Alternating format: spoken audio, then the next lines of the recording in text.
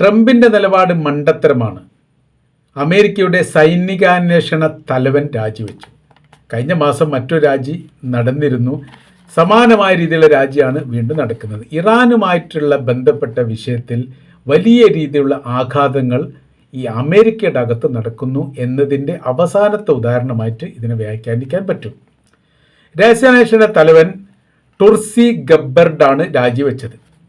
ഭർത്താവിന് അസുഖം, അതായത് ബോൺസ് ക്യാൻസർ ഉണ്ട്, അതിനാൽ ലീവ് എടുക്കുന്നു എന്ന് പറഞ്ഞ് രാജിയൊക്കെ സമർപ്പിച്ചതിനോടനുബന്ധിച്ച് അമേരിക്കയുടെ പത്രങ്ങളും മീഡിയകളും ഈ വിഷയവുമായിട്ട് ബന്ധപ്പെട്ട് ഒരു രഹസ്യാന്വേഷണ റിപ്പോർട്ട് തന്നെ പുറത്തുവിട്ടു.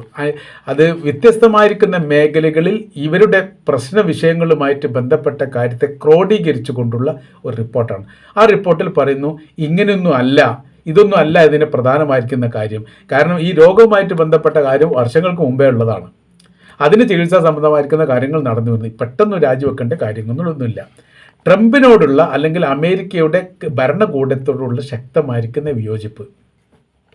കാര്യം വൈരാഗ്യ ബുദ്ധിയോടുകൂടി നശീകരണ ഉദ്ദേശം ലക്ഷ്യം വെച്ചുകൊണ്ട് രാജ്യത്തെ ആക്രമിക്കുന്നു. ലക്ഷ്യമാണ് പ്രധാനം, മാർഗമല്ല. അത് വളരെ പ്രധാനപ്പെട്ട വിഷയമാണ്. അപ്പോൾ വിജയം മാത്രം ലക്ഷ്യം വെച്ചുകൊണ്ട് എന്ത് മാർഗവും സ്വീകരിക്കാം, എന്ത് പ്രവൃത്തിയും ചെയ്യാം. അവിടെ മാനുഷികപരമായിരിക്കുന്ന എല്ലാ രീതിയിലുള്ള ന്യായ സംവിധാനങ്ങളും തകർക്കപ്പെടും. അത് പിന്നെ ഒരു അടിമ വംശം പോലെയാണ്. പ്രകൃതിയെ നശിപ്പിക്കും, ജീവജാലങ്ങളെ നശിപ്പിക്കും, മനുഷ്യനും അവൻ്റെ ജീവിതോപാധിയുമായിട്ട് ബന്ധപ്പെട്ട മേഖലയെല്ലാം തകർക്കപ്പെടും. ജപ്പാനിലെ ഹിരോഷിമയിലും നാഗസാക്കിയിലും അമേരിക്ക സ്ഫോടനം നടത്തിയെന്ന് പറയുന്നത്, ആണവ സ്ഫോടനം നടത്തിയെന്ന് പറയുന്നത് അത് ലക്ഷ്യമായിരുന്നു പ്രധാനം, മാർഗമല്ല. സമാനമായ രീതിയിൽ അല്ലെങ്കിൽ പോലും ഇസ്രായേൽ ഗസക്കകത്ത് ഉപയോഗിച്ചതും ലക്ഷ്യമാണ് പ്രധാനം, മാർഗമല്ല. അതുകൊണ്ടാണ് ഏകദേശം 70,000-ഓളം ഫലസ്തീനികൾ കൂട്ടക്കൊല ചെയ്യപ്പെട്ടത് ഇസ്രായേലിൻ്റെ കാരണത്താൽ. ഇറാനിൽ നടക്കുന്ന സംഭവം തന്നെയാണ്. അവരുടെ ആത്മീയ നേതാവിനെ കൊലപ്പെടുത്തി, കൂട്ടക്കൊലി നടത്തി, 186-ഓളം ചെറിയ കുട്ടികളെ കൊലപ്പെടുത്തി. അങ്ങനെ തുടങ്ങുന്നുണ്ട് അവരുടെ കൊലപാതക പ്രവർത്തനങ്ങൾ. അപ്പോൾ അങ്ങനെ നോക്കുന്ന സമയത്ത് ഇവരുടെ പ്രവൃത്തി എന്ന് പറഞ്ഞാൽ ലക്ഷ്യമല്ല, മാർഗം വിഷയമല്ല, ലക്ഷ്യത്തിന് വേണ്ടി എന്തു സ്വീകരിക്കാനുള്ള ഈ നിലപാടിനോട് സൈനികർക്ക് യോജിപ്പില്ല. ഇത് രാജ്യത്തെ പോലും വെല്ലുവിളിക്കുക. അബ്രഹാം ലിങ്കൺ ഇരുന്ന കസേരയിലാണ് ഡൊണാൾഡ് ട്രംപ് ഇരിക്കുന്നത്. രണ്ടും തമ്മിൽ വലിയ മാറ്റമുണ്ട്. അപ്പോൾ നീതിയും ധർമ്മവും നടപ്പിലാക്കുക. ജനാധിപത്യത്തെക്കുറിച്ച് ഏറ്റവും മനോഹരമായിരിക്കുന്ന ഒരു വ്യാഖ്യാനം നൽകിയത് തന്നെ അബ്രഹാം ലിങ്കനാണ്.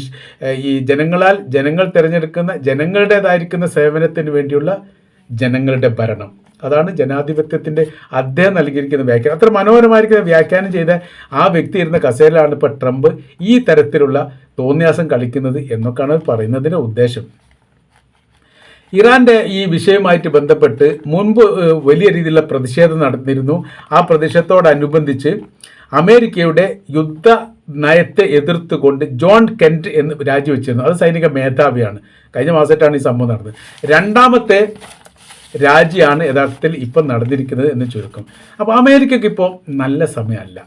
വസന്തകാലം കഴിഞ്ഞിട്ടുണ്ടോ എന്ന് സംശയിക്കുന്ന രീതിയിലാണ് അവരുടെ പ്രവർത്തനങ്ങളൊക്കെ. കാലിഫോർണിയയിൽ ഇപ്പോൾ ഗാർഡ് ഗൗ മേഖലയിൽ GKN ആഗ്രോ സ്പേസ് എന്ന് പറയുന്ന ഫാക്ടറി തകർന്നതുമായിട്ട് ബന്ധപ്പെട്ട വലിയ വിഷയം നടക്കുന്നുണ്ട്. ഫാക്ടറി തകർന്നതെന്ന് മാത്രമല്ല, അത് ചോർച്ച എന്ന് പറയാൻ മെത്താക്രൈലേറ്റ് എന്ന് പറയുന്ന രാസവസ്തുവാണ് ചോർന്നത്. ഏകദേശം 40,000 പേരെ അവിടുന്ന് ഒഴിപ്പിച്ചിട്ടുണ്ട് എന്നുള്ളതാണ്. പ്ലാസ്റ്റിക് നിർമ്മാണത്തിന് ഉപയോഗിക്കുന്ന ജ്വലനക്ഷമത കൂടുതലുള്ള വസ്തുവാണ് ഈ പറയപ്പെട്ട ഈ രാസവസ്തു എന്ന് പറയുന്നത്. അതുകൊണ്ട് തന്നെ ഇതിൽ എന്തൊക്കെ വിഷയങ്ങളുണ്ടാവും, ശ്വസിച്ചാൽ തന്നെ വലിയ രീതിയിൽ രോഗങ്ങൾ വരും എന്നുള്ളതാണ്. അപ്പോൾ അത്രയും ആൾക്കാരോട് ഒഴിപ്പിച്ചൊന്ന് ടാങ്ക് പൊട്ടിത്തെറിക്കാനോ വലിയ തോതിൽ ചോർന്നൊലിക്കാനോ സാധ്യതയുണ്ട് എന്നുള്ളതാണ് റിപ്പോർട്ടിൽ പറയുന്നത്. ഇത്തരം സംഭവം USA ഇടയ്ക്കിടയ്ക്കൊക്കെ നടക്കുന്നുണ്ട്. നിത്യസംഭവം എന്നൊക്കെ പറയുന്നുണ്ട്. ചിലത് മാത്രമേ നമ്മൾ അറിയൂ.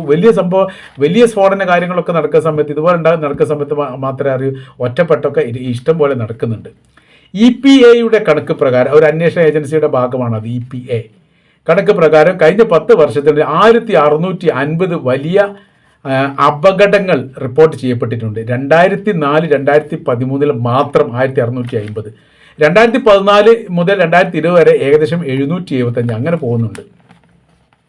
2 ദിവസത്തിൽ ഒരു പ്രാവശ്യം അല്ലെങ്കിൽ 2 ആഴ്ചയിൽ ഒരു തവണയെങ്കിലും കെമിക്കൽ ദുരന്തം അമേരിക്കയിൽ പതിവാകുന്നു. ഇതിവിടെ പറയാനുള്ള കാരണം രാജ്യത്തിൻ്റെ അകത്ത് സുരക്ഷ ഒരുക്കുന്ന കാര്യത്തിൽ അമേരിക്ക പരാജയമാണ്. മറ്റുള്ള രാജ്യത്തിൻ്റെ ആഭ്യന്തര വിഷയത്തിൽ ഇടപെടാൻ അമേരിക്ക ബഹുകേമന്മാരാണ്. അവിടെ ഇപ്പോൾ ഒറ്റപ്പെട്ട രീതിയിലുള്ള വെടിവെപ്പ് മരണങ്ങൾ സ്ഥിരം സംഭവമായിട്ട് തന്നെ റിപ്പോർട്ടായിട്ട് പറയുന്നുണ്ട്. മരണപ്പെടുകയോ അല്ലെങ്കിൽ ഏറ്റവും പ്രാധാന്യമുള്ള ആളുകൾക്ക് നേരെ വധശ്രമം നടക്കുകയോ ചെയ്യുന്ന സമയത്ത് മാത്രമാണ് അന്താരാഷ്ട്ര തലത്തിൽ അവിടുത്തെ റിപ്പോർട്ട് വരുന്നത്. ഇത് സ്ഥിരം അവിടെ ലൈസൻസിന് എല്ലാവർക്കും ലൈസൻസ് ഉപയോഗിക്കുക എന്നുള്ളതാണ്. അതുകൊണ്ട് തന്നെ ആരും സുരക്ഷിതമല്ല. അമേരിക്കൻ്റെ ഇപ്പോഴത്തെ പ്രസിഡന്റ് ഡൊണാൾഡ് ട്രംപിന് നേരെ ഏകദേശം 4 തവണ വധശ്രമം നടന്നിട്ടുണ്ട്. ഇലക്ഷൻ പ്രചരണത്തിൽ തലക്കാണ് വെടിവെച്ചത്, കൊണ്ടത് ചെവിക്കായതുകൊണ്ട് രക്ഷപ്പെട്ടു. പ്രസിഡന്റ് ആയിരിക്കുന്ന സമയത്ത് 3 തവണ വ്യത്യസ്ത സ്ഥലങ്ങളിലൊക്കെ വെടിവെപ്പിന് വേണ്ടിയിട്ട് അല്ലെങ്കിൽ കൊല്ലാൻ വേണ്ടിയിട്ട് ആളുകൾ കാത്തുനിന്ന റിപ്പോർട്ട് പുറത്തു വന്നു. ചിലരൊക്കെ ആളുകൾ പിടിക്കപ്പെട്ടിട്ടുണ്ട്, 2 ആൾക്കാരായിട്ട് വെടിവെച്ച് കൊല്ലുക, അങ്ങനെ പല സംഭവങ്ങൾ നടന്നിട്ടുണ്ട്. അപ്പോൾ ഇതിലെന്താ പറഞ്ഞു വെച്ചാൽ ഇറാൻ പോലെയുള്ള രാജ്യങ്ങൾ, ലിബിയ പോലെയുള്ള രാജ്യങ്ങൾ, ഇറാഖ് പോലെയുള്ള രാജ്യങ്ങൾ, സുഡാൻ പോലെ രാജ്യങ്ങൾ, ഈ അത്തരം രാജ്യങ്ങളിലൊക്കെ ഇപ്പോൾ വെനിസ്വേലൻ്റെ വിഷയം വന്നു, ക്യൂബയുടെ വിഷയം വന്നുകൊണ്ടിരിക്കുന്നു, ഈജിപ്തിൻ്റെ വിഷയം തൊട്ട് മുമ്പായിട്ട് അവസാനിച്ചതാണ്, സിറിയയിലെ സ്ഥിതികൾ നമുക്കറിയാവുന്നതാണ്, പാലസ്തീൻ്റെ സ്ഥിതിയോ, ഇതിനൊക്കെ പിന്നിലാരാണ്? അമേരിക്കയാണ്. സർവ്വ മേഖലയിലും വിഷയങ്ങളും പ്രശ്നങ്ങളും ഉണ്ടാക്കി സമാധാനപരമായി ജീവിക്കുന്ന ആളുകളെ നിരാശരാക്കുന്ന അല്ലെങ്കിൽ ജീവിതോപാധി പോലും ഇല്ലാതാക്കുന്ന പ്രവർത്തനങ്ങൾ പതിറ്റാണ്ടുകൾക്ക് മുമ്പേ അമേരിക്ക തുടങ്ങിയ. അമേരിക്കക്ക് നേർക്കുനേരെ ബദൽ നിന്നുകൊണ്ട് ഒരു യുദ്ധത്തിനോ അതിനനുസരിച്ചുള്ള പ്രവൃത്തിയോ ചെയ്യാൻ റഷ്യക്ക് പോലും കഴിഞ്ഞിട്ടില്ല. സോവിയറ്റ് യൂണിയനുള്ള കാലത്ത് കുറച്ചൊക്കെ പിടിച്ചു നിൽക്കാൻ വേണ്ടി പറ്റിയിരുന്നു. പിന്നീട് സോവിയറ്റ് യൂണിയൻ്റെ തകർച്ചയുണ്ടായി. സോവിയറ്റ് യൂണിയൻ്റെ തകർച്ചയ്ക്ക് വേണ്ടിയിട്ട് നേതൃത്വം കൊടുത്താരാണ് അമേരിക്ക. അമേരിക്ക അതിന് എന്ത് ചെയ്തു? അഫ്ഗാനിസ്ഥാനിൽ അൽഖ്വയ്ദനെ ഉണ്ടാക്കി. അൽഖ്വയ്ദ ഭീകരവാദ സംഘടനയാണ്. അവർ കൊണ്ടുപോയിട്ട് ബോംബിടുന്നു, സ്ഫോടനം നടത്തുന്നു, പ്രശ്നങ്ങളൊക്കെ തലവേദന തന്നെ. അങ്ങനെയാണ് പിന്നീട് സോവിയറ്റ് യൂണിയൻ തകരുന്നത്. 18 രാജ്യങ്ങളായിട്ടെങ്ങാനും അത് പോയിട്ടുണ്ട്. അതിലൊന്നാണ് അഫ്ഗാനിസ്ഥാൻ. അഫ്ഗാനിസ്ഥാൻ ആദ്യ സ്വതന്ത്രമായ കൂട്ടത്തിലാണ് അഫ്ഗാനിസ്ഥാൻ സ്വതന്ത്രമാകുന്നത്. അതിനൊക്കെ ഇവിടെ ഭീകരപ്രവർത്തിയൊക്കെ ചെയ്തു കൊടുത്തത് അമേരിക്കയാണ്. പിന്നീട് അമേരിക്കക്ക് അൽഖ്വയ്ദ പണി കൊടുത്തു, തിരിഞ്ഞു, പിന്നെ വിമാന അപകടം ഉണ്ടാക്കി, അങ്ങനത്തെ കുറേ പ്രശ്നങ്ങളൊക്കെ ഉണ്ടാക്കിയിട്ടുണ്ട്. അപ്പോൾ രാജ്യത്തിൻ്റെ ആഭ്യന്തരമായിരിക്കുന്ന വിഷയത്തിൽ ഇടപെടുക എന്ന് പറയുന്നത് ഇവർക്ക് വലിയ രസമുള്ള കാര്യമാണ്. 1980 കാലഘട്ടത്തിൽ 80 അല്ലെങ്കിൽ 85 കാലഘട്ടത്തിലാണ് ഗോർബച്ചേവ് ഭരണത്തിൽ വരുന്നു. അതോടുകൂടി നാശം പൂർണ്ണമായി. അവിടെ ക്ലാസ്നോസ്തി പെരിസ്ട്രോയിക്ക എന്ന് പറയുന്ന സംവിധാനം കൊണ്ടുവരുന്നു. തുറന്ന സമീപനം, തുറന്ന ചിന്ത, പെരുമാറ്റം, നിങ്ങളുടെ അഭിപ്രായങ്ങൾ പറയാം. അഭിപ്രായം പറഞ്ഞു തുടങ്ങി. അന്ന് ഈ അവിടുത്തെ കമ്മ്യൂണിസ്റ്റ് ഭരണാധികാരികൾ കൂട്ടക്കൊല ചെയ്ത് അടക്കം ചെയ്ത റഷ്യയുടെ അല്ലെങ്കിൽ സോവിയറ്റ് യൂണിയനിലെ പൗരന്മാരുടെ എണ്ണം കാൽക്കുലേറ്റ് ചെയ്യാൻ പോലും പറ്റാത്ത, അങ്ങനെ പരന്ന് കിലോമീറ്ററോളം നീണ്ടു കിടക്കുകയാണ് കൂട്ടക്കൊല ചെയ്തിട്ട്. സ്റ്റാലിൻ്റെ ഭരണകാലം, സ്റ്റാലിൻ കമ്മ്യൂണിസ്റ്റുകാരനാണ്. സ്റ്റാലിൻ്റെ ഭരണകാലത്ത് കൂട്ടക്കൊല ചെയ്ത് അതെല്ലാം ആര് വിളിച്ചു പറയുന്നു? ഈ ഗ്ലാസ്നോസും പെരിസ്ട്രോയിക്കയും ഗോർബച്ചോവ് കൊണ്ടുവന്നതോടുകൂടി അതെല്ലാം പുറത്തു വരുന്നു. പിന്നീട് അവിടെ പ്രശ്നങ്ങളുണ്ടായി. അവിടെ ലെനിൻ്റെ ഏറ്റവും വലിയ പ്രതിമ അടിച്ചു പൊളിച്ച് താഴ്ത്തിട്ടു. അവരെന്നാണ് ചെയ്യുന്നത്? കമ്മ്യൂണിസ്റ്റുകാർ ഭരണ സംവിധാനത്തിനെതിരെ തിരിയുന്ന അപൂർവമായിരിക്കുന്ന കാഴ്ചക്കും സോവിയറ്റ് യൂണിയൻ സാക്ഷ്യം വഹിക്കേണ്ടി വന്നു എന്ന് ചുരുക്കം. ആ തരത്തിലേക്ക് അവിടെ നിന്ന് സ്ഥിതികൾ മാറി. ഗോർബച്ചോവിൻ്റെ ഭരണം വന്നു. പിന്നിങ്ങനെ വന്നു ഇപ്പോൾ പുട്ടിനാണ് ഭരിക്കുന്നത്. പുട്ടിൻ വന്ന സമയത്തോ ആ കമ്മ്യൂണിസത്തിൻ്റെ ഏകാധിപത്യത്തിൻ്റെ കുറഞ്ഞൊരു രീതിയൊക്കെ അയാളുടെ കയ്യിലുണ്ട്. പക്ഷെ ഒരു പരിധിവരെ നല്ലതാണ്. കാരണം വെച്ചാൽ ഭരണത്തെ കൂട്ടത്തോടു കൂടി നിയന്ത്രിക്കാൻ വേണ്ടി പറ്റുകയാണെങ്കിൽ മാത്രമേ ഈ അമേരിക്കയെ പോലുള്ള രാജ്യത്തിനെ നിയന്ത്രിക്കാൻ വേണ്ടി സാധിക്കൂ. അല്ലെങ്കിൽ അവരിങ്ങനെ നാശമായിട്ട് നിൽക്കും. പക്ഷേ സ്റ്റേണായിട്ട് നിന്നുകൊണ്ട് യുദ്ധം ചെയ്യാൻ വേണ്ടിയിട്ട് റഷ്യ ഇപ്പോൾ അമേരിക്കക്കെതിരെ നിൽക്കുന്നില്ല. ആന്തരികപരമായിട്ടൊക്കെ നാത്തൂങ്കളി കളിക്കുന്ന പോലെയാണ് ചെയ്യുന്നത്. കുറച്ചെങ്കിലും ചൈന നിൽക്കും. പക്ഷേ ഇറാൻ അങ്ങനെയല്ല. ഇറാന് സൈനികപരമായിരിക്കുന്ന ബലം മാത്രമല്ല, അവർക്ക് ഈമാനുണ്ട്. മതപരമായിരിക്കുന്ന ഒരു ശക്തി ഉള്ളത് കൊണ്ട് എന്തു ചെയ്യാൻ അവർ തയ്യാറാണ്.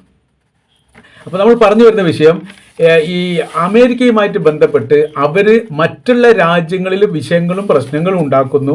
എന്നാൽ അവരുടെ രാജ്യം സുരക്ഷിതമാക്കുന്ന കാര്യത്തിൽ അവർ വലിയ പരാജയമാണ്, ദയനീയ പരാജയമാണ്. ഈ സൈനിക ഉദ്യോഗസ്ഥരെ സംബന്ധിച്ചിടത്തോളം, അവിടുത്തെ ഭരണാധികാരികളായിരിക്കുന്ന മറ്റുള്ള ആളുകളെയൊക്കെ സംബന്ധിച്ചിടത്തോളം ട്രംപിൻ്റെ എല്ലാ നയങ്ങളും നിലപാടുകളൊന്നും അവർക്ക് യോജിച്ചോളണമെന്നില്ല. കാര്യം എന്ന് വെച്ചാൽ ഒരു രാജ്യമാണ്, ഭരണ സംവിധാനമാണ്. പുതിയൊരു തലമുറ അധികാരത്തിലേക്ക് കയറേണ്ടതാണ്. നമ്മൾ ചെയ്യുന്ന പ്രവൃത്തികളൊക്കെ നോക്കി നിൽക്കുന്നവരുണ്ട്. എങ്ങനെയാണെങ്കിലും ഈ ഭരണ സംവിധാനത്തിന് ഒരു അവസാനം ഉണ്ടാവുമല്ലോ. ആ അവസാനത്തിന് ശേഷമുള്ള സ്ഥിതികൾ വളരെ ദയനീയമായിരിക്കുന്ന കണക്ക് കൂട്ടിയിട്ടാണ് ഈ സൈനിക മേധാവികൾ, അതും രഹസ്യാന്വേഷണ മേധാവികളൊക്കെ രാജിവെച്ച ചെറിയ സംഭവമൊന്നുമല്ല. അപ്പോൾ അമേരിക്കയിൽ നല്ല വസന്തമല്ല, നല്ല കാലമല്ല, നല്ല സന്തോഷമില്ല. അവർ ദുഃഖത്തിലും ക്ഷീണത്തിലും പ്രയാസത്തിലും ബുദ്ധിമുട്ടിലുമാണ് എന്ന് ടുർസി ഗബ്ബർസിൻ്റെ രാജിയോടുകൂടി ഒന്നുകൂടി തെളിഞ്ഞിരിക്കുകയാണ്.